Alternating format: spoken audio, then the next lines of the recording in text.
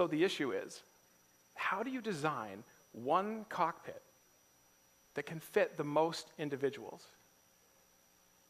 For a long time, it was assumed that you could do this by designing for the average pilot. That almost seems intuitively right. If you design something that fit for the average sized person, wouldn't it fit most people? It seems right, but it's actually wrong. And 60 years ago, an Air Force researcher, Gilbert Daniels, proved to the world just how wrong this really is and what it was costing us.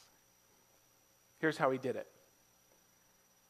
He studied over 4,000 pilots, and he measured them on 10 dimensions of size.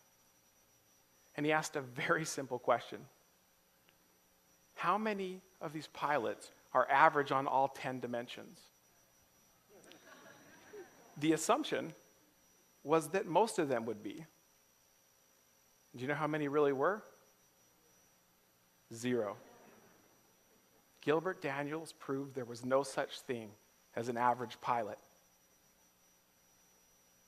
Instead, what he found was that every single pilot had what we call a jagged size profile, right? It means no one's at the same on every dimension. And this makes sense. Just because you're the tallest person doesn't mean you're the heaviest. It doesn't mean you have the broadest shoulders or the longest torso. But this is tricky because if every pilot has a jagged size profile and you design a cockpit on average, you've literally designed it for nobody.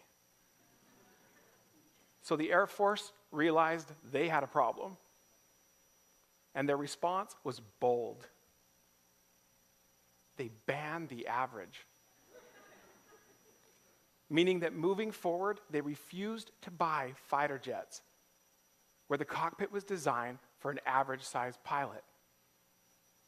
And instead, they demanded that the companies who built these planes design them to the edges of dimensions of size.